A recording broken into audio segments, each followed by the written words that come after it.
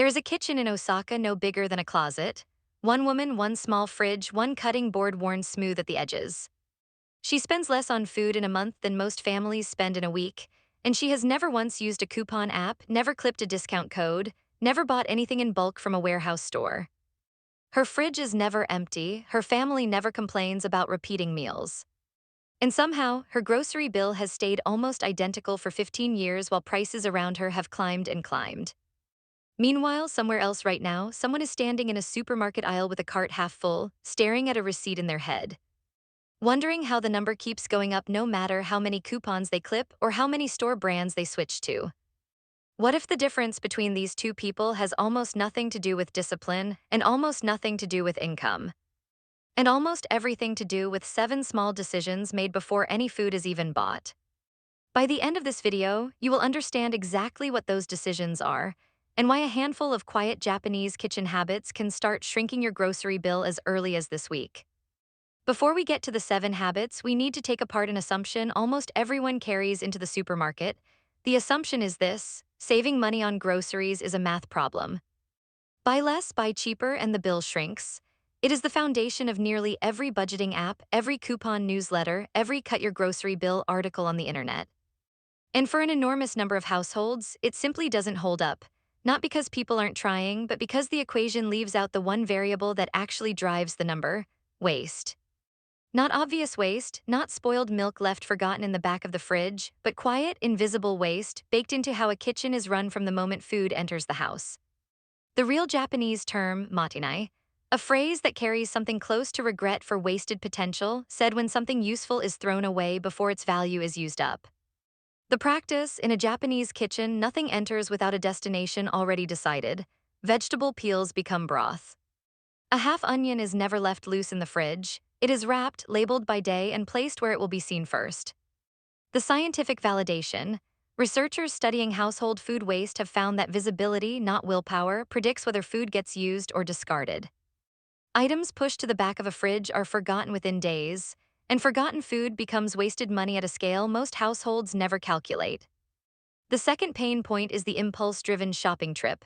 We walk into a store hungry, distracted, without a plan, and let color and packaging make our decisions for us.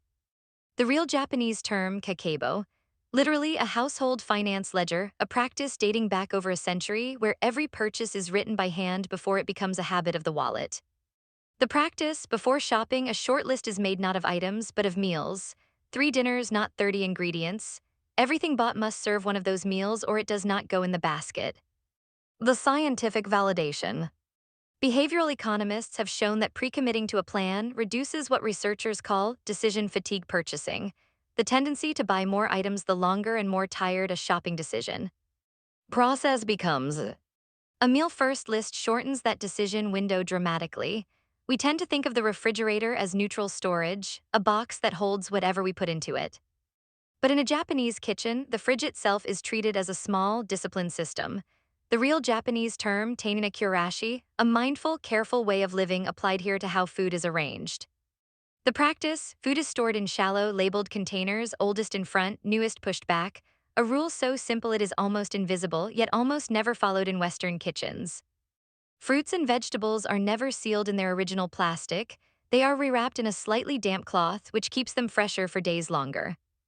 The scientific validation: food scientists studying produce longevity have confirmed that humidity control alone can extend usable shelf life by nearly a week for many vegetables, meaning fewer trips back to the store to replace something that spoiled before it was ever touched. The fourth habit begins before the shopping trip does. It happens in the kitchen the night before. The real Japanese term, tsukurioki, meaning food made ahead and stored ready to use.